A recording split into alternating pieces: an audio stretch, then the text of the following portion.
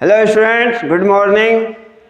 तो आज हम लोग इलेक्ट्रोस्टैटिक्स का रिवीजन करेंगे। दैट इज वन शॉट, नाम तो दे रखा है वन शॉट, बट इसके लिए अपने को टाइम चाहिए, है ना, एटलीस्ट 1 आवर। तो हम लोग देखते हैं क्या कर पाते हैं क्विक रिवीजन के लिए, है ना। तो let's start. What is electric charge? Electric charge से स्टार्ट है। So it is rather very difficult to define.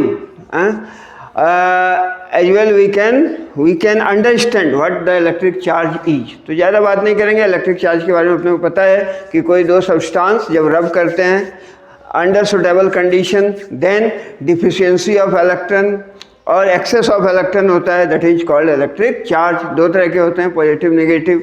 Properties of electric charge, क्या क्या प्रॉपर्टीज होते हैं इलेक्ट्रिक चार्ज के? प्रॉपर्टीज ऑफ इलेक्ट्रिक चार्ज, ठीक है, क्या क्या प्रॉपर्टीज हैं इलेक्ट्रिक चार्ज के? तो कंजर्वेशन ऑफ चार्ज, एक पढ़ा है अपन ने, conservation of charge. The total charge on a body is conserved. Charge neither be created nor destroyed, ठीक है। जैसे चार्ज प्रोड्यूस बोले कैसे हुआ एक्चुअली, है ना, जब रब किया दो सब्सटेंस को तो इलेक्ट्रॉन एक से दूसरे में ट्रांसफर हो गया। जैसे ग्लास सिल्क को रब किया तो ग्लास से इलेक्ट्रॉन का ट्रांसफर हुआ सिल्क में, तो ग्लास पॉजिटिवली हो गया, वो नेगेटिवली, है ना, but total charge remains constant. Then एक है quantization of charge. Quantization means the total charge जो है किसी बॉडी को जो टोटल चार्ज देंगे, that charge can be written as plus minus, ठीक है। टोटल चार्ज जो बॉडी को देंगे होगा दिस। क्यों? Total charge given on a body is integral multiple of minimum charge on one electron और इलेक्ट्रॉनिक चार्ज। E क्या है? एक इलेक्ट्रॉन पर charge, that is 1.6 into 10⁻19 coulomb. तो ये मिनिमम चार्ज है एक इलेक्ट्रॉन का चार्ज। नाउ n टाइम्स, ठीक है। यदि दो इलेक्ट्रॉन है, एक इलेक्ट्रॉन है तो कितना चार्ज होगा? 1.6 इंटू 10⁻19। दो इलेक्ट्रॉन है तो 3.2 इंटू दैट मच, है ना। तो ये चार्ज क्या है? ये क्वांटाइज्ड है, क्वांटाइजेशन ऑफ चार्ज, है ना। So that is the total charge on a given body is integral multiple of e, that is integral multiple of minimum possible value of charge. This is called quantization of charge. तो charge क्या होता है? Conservation property, quantization property, and charges can be added, है ना, scalar. जैसे +3 coulomb charge है और उसमें -2 कूलम जोड़ दिया तो +q कूलम बचेगा, है ना, यानी एल्जेब्रिकली उसको जोड़ सकते हैं ना। चार्ज तो स्केलर है ही, क्वांटिटी यूनिट कूलम है, ये सभी पता है अपने को। ना अपने को क्या देखना है? Coulomb's law. इसके बाद हम लोगों ने पढ़ा है कूलम्स लॉ। इस पार्ट को हटा देते हैं। Now what is Coulomb's law? Coulomb's law कोई दो ऑब्जेक्ट है, इसके बीच फोर्स बताता है अपने को, है ना। कूलम्स लॉ क्या करता है? कोई दो ऑब्जेक्ट, एक्चुअली नहीं, दो ऑब्जेक्ट, दो बॉडी, दो चार्ज बॉडी, पॉइंट चार्ज हो, है ना, दो पॉइंट चार्ज है। मान लें कि one is Q1, another is Q2, separated by distance r। तो इसके बीच जो फोर्स लगेगा that is given bye K Q1 Q2 upon r। ये कूलम्स लॉ है। जैसे न्यूटन्स लॉ ऑफ ग्रेविटेशन था, दो मास के बीच फोर्स लगता है, any two object in the universe attract another object with a force, ठीक है, अट्रैक्ट करता है। उसी तरह दो पॉइंट चार्ज, दो पॉइंट माइंड इट, दो पॉइंट चार्ज के बीच जो फोर्स लगता है that electrostatic force is given bye Coulomb's law. दो चार्ज के बीच जो फोर्स लग रहा है that is that force is directly proportional to product of the magnitude of charges and inversely proportional to square of distance between them, where k is constant। ये k कितना होता था? k is equal to 1/4 pi epsilon naught। और इसका SI में value देखें तो 9 into 10⁹। और यहाँ से यूनिट देख लो k का कितना हो गया? न्यूटन मीटर स्क्वायर अपॉन, के का unit newton metre square upon coulomb square. तो 9 इंटू 10⁹ इंटू दिस, जहाँ के एप्सिलॉन नॉट, के का वैल्यू क्या होता है? 1/4 pi epsilon not. Epsilon not is called what? Permittivity of free space, अगर इसका वैल्यू देखें तो होता है 8.85 इंटू 10⁻⁻12 SI यूनिट, और इसको 9 ले सकते हैं, 9 टू 10⁻12 SI यूनिट। ठीक है, तो ये कूलम्ब्स लॉ अपने को क्या करता है, फैसिलिटेट करता है in order to calculate the force between two charges. और अगर ढेर सारे चार्जेज हैं तो वहाँ भी कूलम्ब्स लॉ लगेगा, है ना। किसी दो के बीच फोर्स निकालेंगे और जो गिवन चार्ज है उस पर कितना फोर्स लग रहा है अदर चार्जेज के कारण, क्योंकि ये सुपरपोजिशन प्रिंसिपल को अवे करता है। ठीक है, as force is a vector quantity, तो जो फोर्स लग रहा है अगर गिवन चार्ज पर ढेर सारे चार्जेस के कारण, तो नेट फोर्स जो निकालेंगे वो vector sum of all these forces होगा। वो क्या होगा, vector sum of all these forces होगा। ठीक है, net charge is given by that. तो इससे हम लोग कूलम्ब्स लॉ से क्या, वैसे तो ये दो चार्जेज के बीच फोर्स बताता है, but if there are so many charges, और क्या, ये जो कूलम्ब्स लॉ है, जैसे ग्रेविटेशनल लॉ ऑफ ग्रेविटेशन देखा था, न्यूटन लॉ ऑफ ग्रेविटेशन, जो दो मास के बीच फोर्स लगता है, दोनों के बीच कोई मीडियम हो, इंटरवेनिंग मीडियम, तो उस पर डिपेंड नहीं करता है, but this Coulomb's force it depends upon the medium. क्योंकि अभी हम लोगों ने कहा अगर फ्री स्पेस कोई दो चार्ज है, point charges, strictly speaking point charges के लिए एप्लीकेबल है। पॉइंट चार्ज क्या है, वह चार्ज जिसका डायमेंशन बहुत कम हो, साइज बहुत कम हो, in comparison to separation between them, separation बहुत ज़्यादा है ना, उसकी तुलना में यदि साइज कम है तो पॉइंट चार्ज होगा। तो देखा था अपन ने F is equal to 1/4πε0 then Q1 Q2 upon R square. ठीक है, ये हो गया। अगर कोई मीडियम रखा है, दो चार्ज के बीच कोई मीडियम है, देन फोर्स क्या हो जाएगा, 1/4 then Q1 Q2, same charge है, दोनों के बीच का सेपरेशन भी सेम है, बट कोई मीडियम है तो एप्सिलन लिखेंगे, where epsilon is the permittivity of that medium. ठीक है, and epsilon is equal to लिख सकते हैं 1/4 एप्सिलन होता है ε0 εr। ठीक है, then Q1 Q2 upon R square. ठीक है, यानी epsilon is equal to what, ε0 εr। तो यहाँ से एप्सिलन r का वैल्यू लिख सकते हैं, epsilon r is nothing but epsilon r epsilon upon ε0, that is relative permittivity, इसको बोला जाता है एप्सिलन r को, और k बोला जाता है relative permittivity. It is the ratio of permittivity of that medium to the permittivity of free space. ठीक है, अब देखो FM कोई मीडियम है जिसकी परमिटिविटी एप्सिलन है, तो ये फार्मूला हो गया। यहाँ से देख लो क्या हुआ, पहले जब दोनों के बीच एयर था तो फोर्स कितना लग रहा था, दिस मच। अब कोई मीडियम आ गया तो फोर्स कितना लग रहा है, दिस मच। ठीक है, और एप्सिलन क्या है, ε0 εr के बराबर है। तो यहाँ से हम लोग देख सकते हैं actually 1/4πε0 Q1 Q2 R square, ये पूरा क्या है, this is F।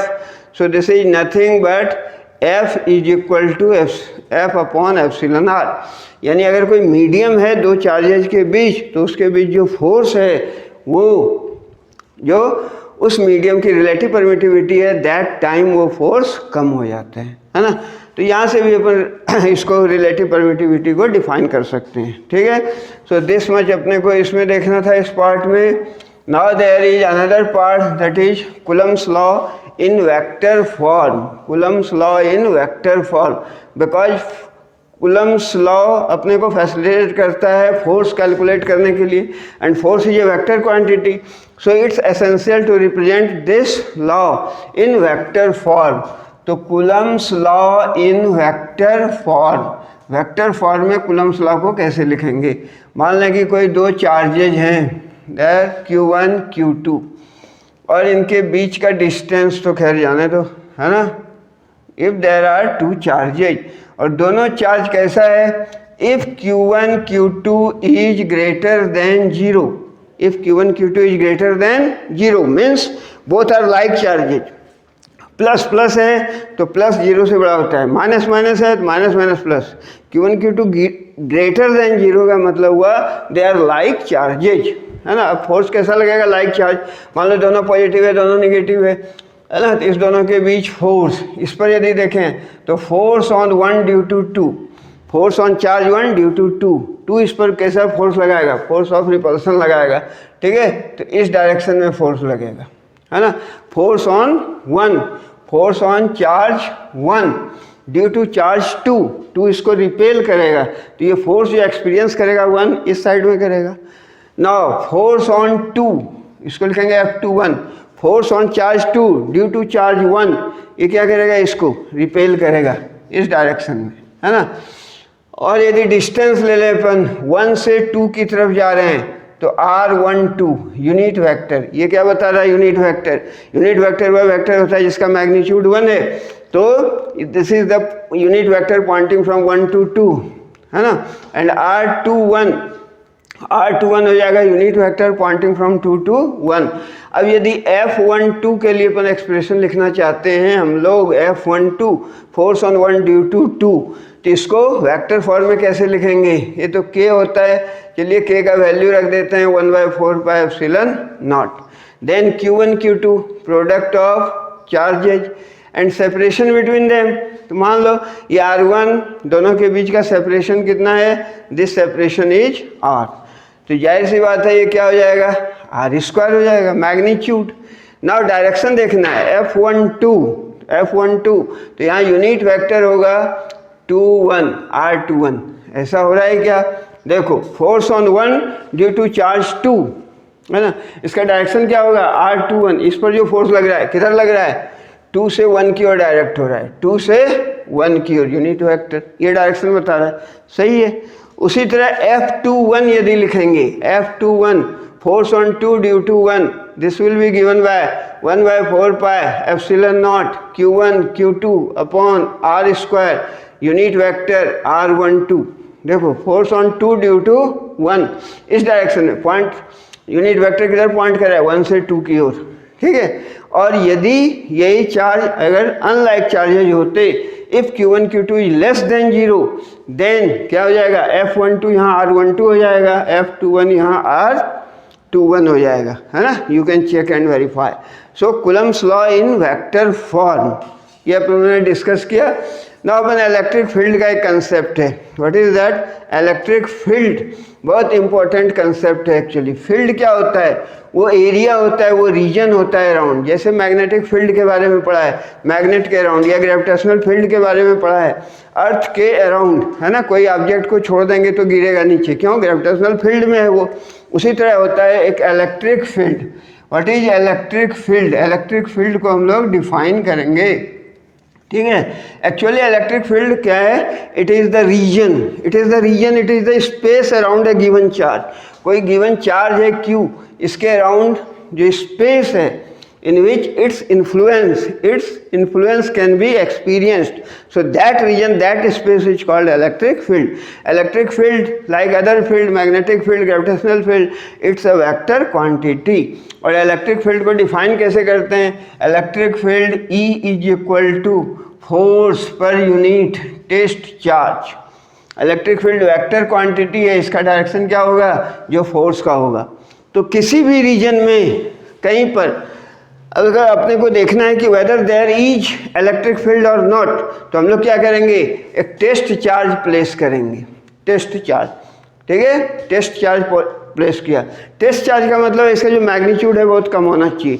Then this charge, अगर वहाँ पर इलेक्ट्रिक फील्ड है, दैट फील्ड कोई एक्सटर्नल दूसरे चार्ज के कारण है ना, इलेक्ट्रिक फील्ड दूसरे चार्ज के कारण है वहाँ पर, बट उसको देखेंगे इफ इट इज़ देयर, यदि वहाँ पर फील्ड है तो जब कोई टेस्ट चार्ज Q0 प्लेस करेंगे then it will experience the force, और ये जिस डायरेक्शन में फोर्स एक्सपीरियंस करेगा that will be the direction of electric field. So electric field is defined as force per unit charge, force per unit test charge, hello, force per unit test charge, that is electric field, है ना। और ये test charge का value बहुत कम होना चाहिए, क्यों, इसलिए यहाँ पर एक लिमिट लिखते हैं, लिमिट Q0 टेंडिंग टू 0। ये अब कंप्लीट हो गया डेफिनेशन, मैथमेटिकली रिप्रेजेंट किया अपन ने इसको। E electric field is equal to limit Q0 tending to 0 F upon Q0, मतलब ये जो टेस्ट चार्ज अपन रख रहे हैं in order to test the presence of the electric field, that charge must be very very small. Tending to zero means not equal to zero, not equal to zero होगा तो something by zero infinity हो जाएगा. Tending to मतलब very very small होना चाहिए, क्योंकि यदि ये चार्ज का मैग्नीट्यूड ज़्यादा हुआ, it will have its own electric field which will modify the field already present at that point. ठीक है, इसलिए जो Q0 है ये क्या लेते हैं अपन, बहुत बहुत छोटा लेते हैं, है ना. अब इलेक्ट्रिक फील्ड, इसकी यूनिट क्या होगी, तो न्यूटन पर कूलम्ब होगी, है ना. और आगे अपन देखेंगे electric field is defined as E = -dV/dx, है ना. इलेक्ट्रिक फील्ड एंड पोटेंशियल के बीच रिलेशन, दैट इज E की जो यूनिट होती है वोल्ट पर मीटर भी होती है. Then electric field due to a point charge, electric field due to a point charge. Point charge के कारण इलेक्ट्रिक फील्ड क्या होता है, इसका एक्सप्रेशन पता है. पॉइंट चार्ज के कारण क्या होगा, कोई गिवन चार्ज है Q, इसके कारण electric field that is K means 1/4πε0 then Q/r². ठीक है, इलेक्ट्रिक फील्ड का ये होगा, electric field due to a point charge is equal to 1/4πε0 Q/r². Due to a point charge electric field is given by this.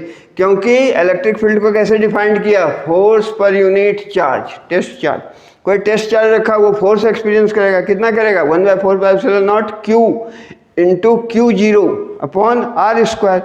Q और Q0 test charge के बीच का distance यदि r है तो फोर्स कितना होगा, 1/4πε0 Q/r². and F/Q0, this is electric field. So electric field due to a point charge is given by 1/4πε0 Q/r². और ये एक वेक्टर क्वांटिटी है, ठीक है, due to a point charge. Electric field due to dipole, ये derivation भी है. What is electric field, पहले तो व्हाट इज डाइपोल. डाइपोल मतलब डाई मतलब टू, जिसके दो पोल्स होते हैं, यानी two equal and opposite charges separated by very small distance. Two equal and opposite, मान लें ये +Q चार्ज है, ये -Q चार्ज है, separated by very small distance. Generally इसको 2a से रिप्रेजेंट करते हैं.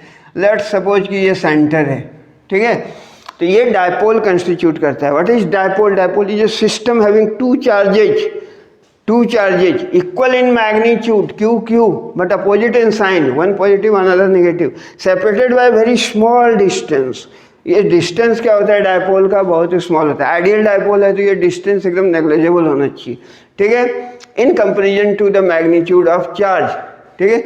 Now dipole, what is dipole, dipole को कैरेक्टराइज कैसे करेंगे, in terms of dipole moment. There is one quantity which is called dipole moment. It is given by P. P is equal to Q into 2a, dipole moment. Dipole moment is defined as, it is a physical quantity defined as the product of magnitude of other charge and separation between them. और 2a क्यों लेते हैं, क्योंकि अपने को जरूरत पड़ती है हाफ डिस्टेंस लेने की, तो 2a है तो a हो जाएगा, है ना. So dipole moment is defined as the product of magnitude of either charge, क्योंकि दोनों का चार्ज सेम है, and the separation between them. और डाइपोल का डायरेक्शन होता है, डाइपोल मोमेंट का डायरेक्शन होता है in fact from minus two plus, है ना. केमिस्ट्री में कुछ और है, बट यहाँ तो ये है. डाइपोल मोमेंट का डायरेक्शन क्या है, from negative to positive charge. Dipole moment P, इसका जो डायरेक्शन होता है फ्रॉम नेगेटिव टू पॉजिटिव होता है, ठीक है. और इसकी यूनिट क्या होगी, coulomb metre. Q coulomb metre, उल्टा नहीं लिख सकते क्योंकि ये मिली कूलम्ब हो जाएगा, है ना, कूलम्ब मीटर. ना अब आता है कि electric field due to dipole. Electric field due to dipole, dipole के 2 पॉइंट होंगे. एक होगा परपेंडिकुलर बाइसेक्टर पर, एक होता है परपेंडिकुलर बाइसेक्टर पर, ठीक है, और दूसरा होता है एक्सियल लाइन पर. तो हम लोग यहाँ डिराइव नहीं कर पाएंगे, डिराइव करने में क्या बहुत टाइम लग जाएगा, है ना, तो डिराइव नहीं करना है, पर रिजल्ट हम लोग देख लेंगे कि एक्सियल लाइन पर जो होता है, डिराइव तो तुम्हें प्रैक्टिस करना है. एक्सियल लाइन पर जो फील्ड होता है फार ऑफ पॉइंट के लिए, एक्सियल लाइन क्या हुआ, मानो ये 2 पॉइंट हैं, +Q एंड -Q चार्ज, ये पॉइंट A है और ये पॉइंट B है. इसके एक्सिस पर मान लो यहाँ कोई पॉइंट P है सेंटर से R डिस्टेंस पर. हालांकि यहाँ मैंने थोड़ा पास दिखा दिया इसको. ये पॉइंट अगर फार ऑफ हो, R is much greater than a, then उस केस में एक्सियल जो फील्ड होता है that is given by 1/4πε0k then 2p/r³, ठीक है। और एक्सियल फील्ड का डायरेक्शन जो होगा वो डायपोल मोमेंट के डायरेक्शन में होता है। Axial field is given by this, far off point के लिए अगर ये जो पॉइंट है सेंटर से जो डिस्टेंस ले, यहाँ तो कम दिखा दिया मैंने, स्पेस नहीं था, एक्चुअली ये पॉइंट P बहुत ज़्यादा डिस्टेंस पर होगा, डायपोल का जो सेपरेशन है 2a, इसके कंपेरिजन में ए के कंपेरिजन में r यदि बहुत ज़्यादा है, फार ऑफ पॉइंट के लिए एक्सियल पॉइंट के लिए इलेक्ट्रिक फील्ड होता है k 1/4πε0 2p/r³, और डायरेक्शन क्या होगा यूनिट वेक्टर p का, यानी माइनस से प्लस की ओर, इस साइड निकालें या इस साइड निकालें, जो नेट फील्ड होगा क्या होगा माइनस से प्लस की ओर होगा। और फिर एक आता है इसमें electric field due to dipole at equatorial point, electric field due to dipole at equatorial point.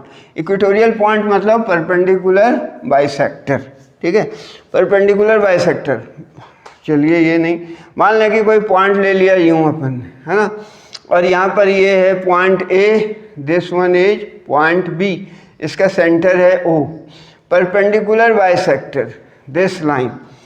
अब यहाँ पर परपेंडिकुलर बाइसेक्टर पर जो फील्ड निकलेगा, मान लें ये पॉइंट P है at a distance r from this, ये सेपरेशन मान लिया हम लोगों ने 2a है, ठीक है। तो ये परपेंडिकुलर बाइसेक्टर पर डायपोल है, डायपोल हैविंग चार्ज, मान लो ये प्लस q चार्ज है, here it is minus q, dipole separated by distance 2a।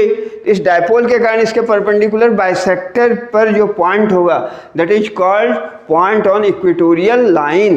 Equatorial line पे किसी भी पॉइंट पे अपने को इलेक्ट्रिक फील्ड निकालना है, तो एक बात याद रखना, तो अपन करते क्या, एक्चुअली वही करते हैं, पॉइंट चार्ज प्लस q के कारण यहाँ पर फील्ड देखने के लिए क्या करेंगे, फील्ड कहीं पर देखना है तो उसके लिए एक बात ध्यान में रखना है कि वहाँ पर अपने को यूनिट पॉजिटिव चार्ज प्लेस करना है, and we have to see unit positive charge will move in which direction, will experience the force in which direction। Unit positive charge किस डायरेक्शन में फोर्स एक्सपीरियंस करेगा, प्लस q है तो यहाँ unit positive charge रखा किस direction में force experience करेगा, रिपेल करेगा। माइनस q के कारण यूनिट पॉजिटिव चार्ज इधर फोर्स एक्सपीरियंस करेगा, ठीक है। तो रिजल्टेंट क्या होगा इसका, इस दोनों के बीच होगा, तो यहाँ देखेंगे इस डायरेक्शन में रिजल्टेंट होगा, ये जो फील्ड होगा फील्ड एट P उसका डायरेक्शन ये होगा।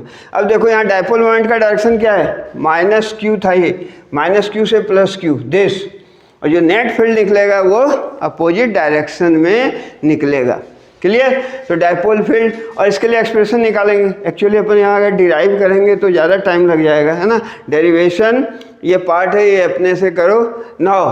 तो इक्वेटोरियल पर जो फील्ड होता है that is given by 1/4πε0 that is k and p, far off point के लिए बोले तो p/r³, और जो डायरेक्शन होता है दैट इज इम्पॉर्टेंट, वो डायरेक्शन क्या होगा, डायरेक्शन की बात करें तो डायरेक्शन कुछ यूं होगा, किधर होगा डायरेक्शन, अपोजिट डायरेक्शन में डायपोल मोमेंट के, तो यूनिट ये वेक्टर हो गया, इसका अपोजिट माइनस कहना गेट, हाँ सर ठीक है।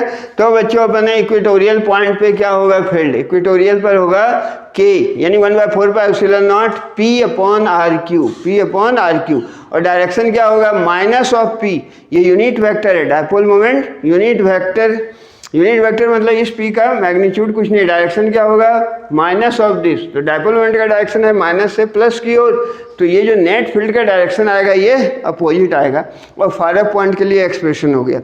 दैट इज हम लोगों ने देखा कि जो एक्सियल लाइन पर फील्ड था, एक्सियल लाइन पर फील्ड वो इक्वेटोरियल के कंपेरिजन में उसका जो मैग्नीट्यूड है वो 2 टाइम्स होगा, यदि ये चार्जेस सेम है, सेपरेशन सेम है, सेम डायपोल है, मीन्स चार्जेस सेम है, q का वैल्यू सेम है, सेपरेशन सेम है, देन एक्सियल लाइन पर जो फील्ड होगा वो इक्वेटोरियल के कंपेरिजन में 2 टाइम्स ज़्यादा होगा, यानी इक्वेटोरियल पर जो फील्ड होगा वो एक्सियल के कंपेरिजन में हाफ होगा, ठीक है। तो ये डायपोल के कारण इलेक्ट्रिक फील्ड, ये भी आते हैं डेरिवेशन वगैरह, है ना।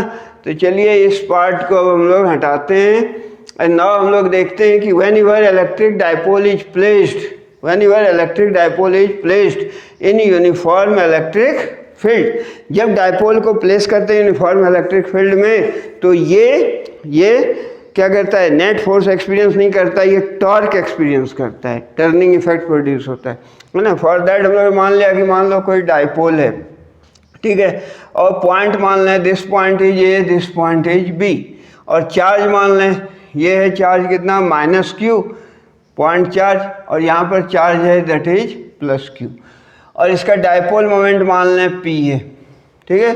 कोई दो चार्ज है means equal and opposite charge है तो डायपोल है।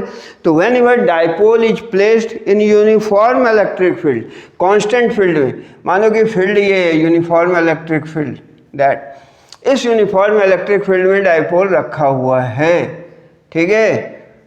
यूनिफॉर्म इलेक्ट्रिक फील्ड E है। नाउ E जो है डायपोल मोमेंट के साथ जो एंगल बना रहा है that is theta. Theta is the angle between dipole moment and electric field, दोनों के बीच का एंगल यदि थीटा है। When ever dipole is placed in uniform electric field, E क्या है, यूनिफॉर्म कांस्टेंट है, हर जगह इसका मैग्नीट्यूड डायरेक्शन सेम है, ठीक है। तो अपने को ये कभी कभी क्वेश्चन ऐसे भी आते हैं बोर्ड में कि so that the net force experience by the dipole is 0, dipole experiences no force, ठीक है, but there is a torque acting on the dipole, बस इस पर टॉर्क एक्ट करता है। तो अपने को निकाल लेना है, मान लो ये Q चार्ज है और E इलेक्ट्रिक फील्ड में है तो फोर्स कितना लगेगा, QE, because electric field is given by E equal to force per unit charge, तो force is equal to charge time field, और डायरेक्शन क्या होगा, जो फील्ड का डायरेक्शन होगा यानी इस डायरेक्शन, ठीक है। यहाँ नेगेटिव चार्ज है तो ये जो फोर्स एक्सपीरियंस करेगा QE के अपोजिट में यानी इस डायरेक्शन में, ठीक है। तो एक फोर्स इस डायरेक्शन में कर रहा है -QE और दूसरा इस डायरेक्शन में कर रहा है +QE, equal and opposite force. So net force, what about net force, net force हो जाएगा क्या, +QE और +-QE, that is net force is equal to 0.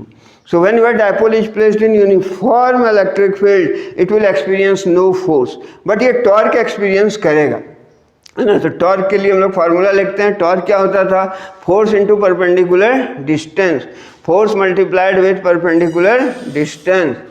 तो फोर्स को परपेंडिकुलर डिस्टेंस से मल्टीप्लाई करेंगे, ठीक है, फोर्स को मल्टीप्लाई करेंगे परपेंडिकुलर डिस्टेंस से तो टॉ निकल जाएगा। टॉ को कैसे डिफाइन किया है, torque tau is equal to magnitude of इधर फोर्स, मतलब F वो फोर्स था, multiplied with perpendicular distance between line of action of forces.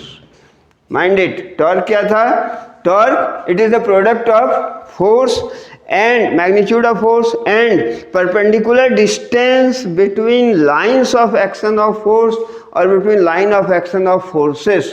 तो ये जो फोर्स लग रहा है इस डायरेक्शन में, ठीक है, लाइन ऑफ एक्शन यूं है, ये जो -Q लग रहा है इस डायरेक्शन में, तो लाइन ऑफ एक्शन इसका यूं है, इसका लाइन ऑफ एक्शन यूं है, दोनों के बीच परपेंडिकुलर डिस्टेंस, यहाँ से परपेंडिकुलर ड्रॉ करो, ठीक है। मान लो इस पॉइंट को कुछ भी मान लो D मान लिया, ठीक है। Now this angle is also theta हो जाएगा। तो दिस परपेंडिकुलर डिस्टेंस, फोर्स और परपेंडिकुलर डिस्टेंस किसके बीच, simply not perpendicular distance, perpendicular distance between line of action of forces. तो ये लाइन ऑफ एक्शन ये है, इसके बीच का परपेंडिकुलर डिस्टेंस कितना है, BD है, BD, माइंड इट। और BD का वैल्यू निकालना है तो साइन ऑफ थीटा क्या होता है, साइन ऑफ थीटा से निकल जाएगा, sine of theta P/H that is BD upon H, 90 के सामने की साइड दिस, और इसका लेंथ मान लिया अपन ने डायपोल का कितना है 2a, तो ये हो गया 2a, तो BD equal to 2a sine theta. तो ये हो गया फोर्स, है ना, फोर्स कितना लग रहा है QE, फोर्स तो का मैग्नीट्यूड है QE, and BD is what 2a sine theta, 2a sine theta, ठीक है। अब what is dipole moment, dipole moment is charge times separation, Q into 2a, तो Q इंटू 2a ये डायपोल मोमेंट हो गया, तो इसको लिख सकते हैं PE sine theta, this is tau is equal to PE sine theta. ये एक्सप्रेशन आ गया। In magnitude tau is given by this formula tau is equal to PE sin theta, where theta is the angle between dipole moment and electric field, इसके बीच का angle है. In magnitude tau is given है. That result क्या हुआ? whenever dipole is placed in a uniform electric field, जब uniform electric field में dipole को place करते हैं, then it doesn't experience any force, it experience zero force but non zero torque. ठीक है, यूनिफॉर्म इलेक्ट्रिक फील्ड में, mind it, जब uniform electric field में रखेंगे तो, अगर नॉन यूनिफॉर्म इलेक्ट्रिक फील्ड में रखेंगे, कभी कोई क्वेश्चन आता है, अगर नॉन यूनिफॉर्म इलेक्ट्रिक फील्ड में रखेंगे then dipole will experience net force as well as net tau. ठीक है, नॉन यूनिफॉर्म फील्ड में रखेंगे तो फोर्स भी एक्सपीरियंस करेगा, टॉर्क भी करेगा, बट यूनिफॉर्म फील्ड में रखेंगे तो फोर्स एक्सपीरियंस नहीं करेगा, नेट फोर्स जीरो होगा, बट टॉर्क एक्सपीरियंस करेगा. क्योंकि अभी देखा डायपोल यूँ रखा था, है ना, और इसके बीच फोर्स लग रहा है, डायपोल के बीच कैसा फोर्स लग रहा है, that is this one is dipole, है ना. अब इस पर यूँ रखा था मान लो, तो ये फोर्स इधर एक्सपीरियंस कर रहा है, ये इधर कर रहा है. So this will provide the turning effect. This will rotate. What will be the effect of this torque? Torque क्या करेगा? It will try to turn the dipole and align it along the direction of electric field. Electric field के direction में वो उसको align करने की कोशिश करेगा. ठीक है, तो टॉ की ये टेंडेंसी होगी. And H toe is a vector quantity, so it's very important to express it in vector form. तो tau is equal to P cross E होगा. ठीक है, इसको वेक्टर फॉर्म में कैसे रिप्रेजेंट करेंगे? tau is equal to P cross E, A cross B is equal to AB sin theta. But mind it, not E cross P, P cross E, क्योंकि vector product है, यहाँ जो है order mind करता है ना. Torque is equal to P cross E. तो torque का डायरेक्शन क्या होगा? जो टॉर्क का डायरेक्शन होगा, मान लो यहाँ डायपोल मोमेंट था दिस डायरेक्शन में, P का डायरेक्शन ये था दिस, और इलेक्ट्रिक फील्ड का डायरेक्शन यूँ था, this is the direction of electric field, this was. ठीक है, तो P क्रॉस E का डायरेक्शन पता है अपने को, वेक्टर क्रॉस प्रोडक्ट में डायरेक्शन कैसे निकालते हैं, है ना. तो राइट हैंड स्क्रू रूल से भी निकालते हैं. ये अपन क्या है, P से E की ओर जाना है, P से E की ओर आ रहे हैं. ठीक है, थ्रू स्मॉलर एंगल, P से E ऐसे भी जा सकते थे, but through smaller angle P से E की ओर आ रहे हैं. तो किस सेंस में घूम रहे हैं हम लोग?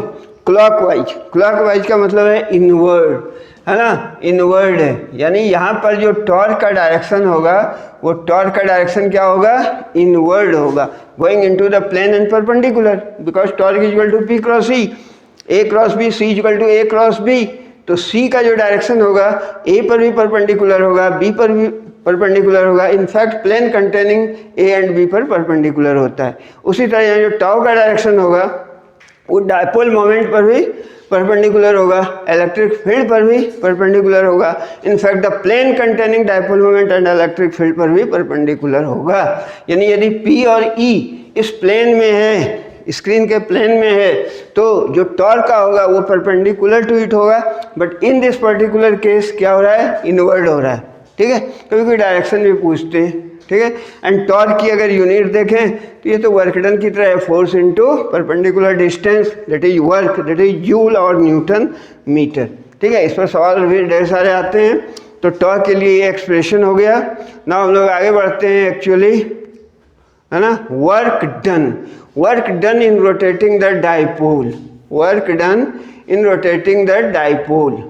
डायपोल को यदि रोटेट करेंगे from certain angle θ1 to θ2, yes, then कितना वर्क डन करना पड़ेगा? Work done in rotating the dipole, है ना. मान लो कोई डायपोल है, उसको थीटा एंगल से रोटेट कर रहे हैं. कोई डायपोल है, उसको, ये भी इलेक्ट्रिक फील्ड थीटा एंगल बना रहा था ये, है ना. अगर मान लो इसको स्मॉलर एंगल डी थीटा से रोटेट करेंगे तो वर्क डन करना पड़ेगा. And what is that work done? Work done कितना होता है? Force into perpendicular distance. But यहाँ टॉर्क के केस में क्या हो रहा है, when your dipole is placed in uniform electric field तो टर्निंग इफेक्ट प्रोड्यूस होता है, टॉर्क लगता है, यानी रोटेशनल मोशन प्रोड्यूस होगा। और रोटेशनल मोशन में हम लोगों ने देखा है कि जो फोर्स का रोल होता है लीनियर मोशन में, वही रोल रोटेशनल मोशन में टॉर्क का होता है। तो small amount of work done torque d theta होगा। ठीक है, डायपोल यूँ था, इसको मान लो डी थीटा एंगल से टर्न कर रहे हैं, डायपोल को डी थीटा एंगल से, वेरी स्मॉल एंगल से टर्न करने में वर्क डन कितना होगा, small amount of work done d डब्ल्यू is equal to torque d theta, force into displacement. जो फोर्स का रोल है रोटेशनल मोशन में वो रोल टॉर्क का है, और जो dx बोलते थे लीनियर डिस्प्लेसमेंट, यहाँ एक्चुअली एंगुलर डिस्प्लेसमेंट है। ठीक है, तो work done in rotating the dipole through smaller angle theta is given by this. Now total work done in rotating the dipole from angle theta 1 to theta 2, बहुत important concept है ना। Total work done in rotating the dipole from angle theta 1 to theta 2, ये क्या होगा, इस work done को अपने integrate कर देना है। ठीक है, अब इस पोर्शन को थोड़ा हटाना पड़ेगा, नाउ अपने को इधर से देखना पड़ेगा। ठीक है, इसको क्या करना है, इंटीग्रेट करना है। तो W इज इक्वल टू क्या हो जाएगा, टॉ का वैल्यू रखो, टॉ का वैल्यू है PE sine theta in magnitude d theta and then integral from theta 1 to theta 2, theta 1 angle से थीटा 2 एंगल तक रोटेट करना है। हालांकि डेरिवेशन मैंने बोला था नहीं करना है, चलो एक कर देता हूँ, हाँ इसमें हालांकि टाइम लग रहा है। तो क्या हो जाएगा ये minus of PE sine theta का माइनस ऑफ कॉस थीटा होता है, माइनस हो गया कॉस थीटा, तो ये ब्रैकेट में रख दें तो लिमिट दे दें तो cos theta 2 minus cos theta 1, तो ये हो जाएगा वर्क डन। और ये जो वर्क डन है, ये जो वर्क डन है वो स्टोर होता है इसमें। चलिए अभी तो वर्क डन ही है, तो this is the expression for work done in rotating the dipole from certain angle theta 1 to theta 2। और इसका यूज करके हम लोग पोटेंशियल एनर्जी निकाल सकते हैं। क्या निकाल सकते हैं, पोटेंशियल एनर्जी। ठीक है, पोटेंशियल एनर्जी क्या होता है कि जीरो एनर्जी लेवल लेते हैं, जैसे बोला कि अर्थ के सरफेस पर पोटेंशियल एनर्जी मान लिया जीरो है, h हाइट से रेज किया तो mgh हो गया। उसी तरह रिफरेंस तो लेना पड़ेगा, तो यहाँ रिफरेंस क्या लेते हैं, यहाँ रिफरेंस लेते हैं कि जो थीटा इक्वल टू 90 पर, थीटा इक्वल टू 90 पर क्या है, जो पोटेंशियल एनर्जी है वो जीरो होती है ना। तो पोटेंशियल एनर्जी के लिए यानी रोटेट कर रहे हैं उसको, तो हो जाएगा माइनस PE थीटा 1 ये कितना लेना है 90, और थीटा 2 ये थीटा लेना है ना, जीरो एनर्जी पोजीशन से। जैसे अर्थ के सरफेस पर कोई ऑब्जेक्ट रखा है तो उसकी कितनी है पोटेंशियल एनर्जी, जीरो से h हाइट तक रेंज किया, उसके जीरो एनर्जी पोजीशन एक स्पेसिफाई करना पड़ेगा ना, एक रेफरेंस लेना पड़ेगा। सो थीटा 1 इज 90, थीटा 1 क्या है, डायपोल मोमेंट है, इलेक्ट्रिक फील्ड के बीच का एंगल है, 90 होगा, जीरो एनर्जी पोजीशन हो गया। तो work done in rotating the dipole from theta 1 90 to theta, ये स्टोर होगा उसमें in the form of energy that is called potential energy. अब इसको मैंने क्यों डिस्कस किया कि ये ज़्यादा ही थोड़ा इम्पोर्टेंट है ना, ऐसा लग रहा है। तो ये अगर वैल्यू रख दें यहाँ पर minus PE cos theta 2 cos theta हो गया, clear, and cos theta 1 cos 90 zero हो गया। तो अपने को ये एक्सप्रेशन आ गया पोटेंशियल एनर्जी के लिए माइनस PE कॉस थीटा। बहुत ही इंपॉर्टेंट कंसेप्ट है, इसलिए मैंने इसको थोड़ा डिराइव ही कर दिया है ना। एक्चुअली हम लोग डिराइव नहीं करेंगे इस सेक्शन में, इट विल टेक टाइम। चलिए, तो ये हो गया, that is potential energy given by minus PE cos theta, या इसको स्केलर फॉर्म में लिख सकते हैं, ये वेक्टर फॉर्म में वेक्टर नहीं हुआ, एक्चुअली दो वेक्टर का dot product P dot E, ये हो गया ना, P dot E, A dot B, A B cos theta होता है, P कॉस थीटा को लिख दिया माइनस P डॉट E। ठीक है, तो potential energy minus PE cos theta. अब मेरा इसके पीछे मकसद ये था इसको डिराइव करने का कि ये बहुत ही इंपॉर्टेंट थोड़ा कंसेप्चुअल बातें हो जाती हैं। यहाँ से बात करते हैं स्पेशल केसेस की, that is stable and unstable equilibrium, stable and unstable equilibrium. ठीक है, इक्विलिब्रियम दो तरह का होता है, स्टेबल एंड अनस्टेबल इक्विलिब्रियम। ठीक है। Stable, stable equilibrium means energy minimum, stable means energy minimum, unstable means energy maximum. Unlike human being, हम लोग स्टेबल कब होते हैं? जब ज़्यादा एनर्जी होती है, ज़्यादा पैसा होता है, मकान 4-5 है ना, बड़े बड़े मेट्रोपॉलिटन सिटी में गाड़ियाँ 10-20, चार्टर प्लेन हो, बॉडीगार्ड 10-20 हो, तो स्टेबल माने जाते हैं। जितना ज़्यादा हो ह्यूमन बीइंग तब स्टेबल होता है। बट नेचर कब स्टेबल होता है? माइंडेड, जब उसके पास मिनिमम हो। तो whenever there is minimum energy, जब मिनिमम एनर्जी होगा डायपोल का, देन वो स्टेबल होगा, और जब मैक्सिमम एनर्जी होगी तो अनस्टेबल होगा। और बीच की एनर्जी में इक्विलिब्रियम नहीं होता है ना। तो stable equilibrium and unstable equilibrium, stable and stable. Stable equilibrium क्या? एनर्जी मिनिमम बोला मैंने, यानी उसमें क्या होगा? If theta is equal to 0, अगर थीटा 0 है, थीटा 0 मीन्स थीटा क्या है? Angle between dipole moment and electric field. ये अगर 0 है मतलब dipole is aligned along the direction of electric field, dipole is aligned along the direction of electric field, then theta 0। Theta 0 हो गया तो क्या हो गया? कॉस थीटा का वैल्यू मैक्सिमम, तो U equal to minus P. Maximum तो हुआ बट निगेटिव मैक्सिमम हुआ, यानी मिनिमम हुआ, मिनिमम हुआ, that is theta equal to 0 corresponds to stable equilibrium.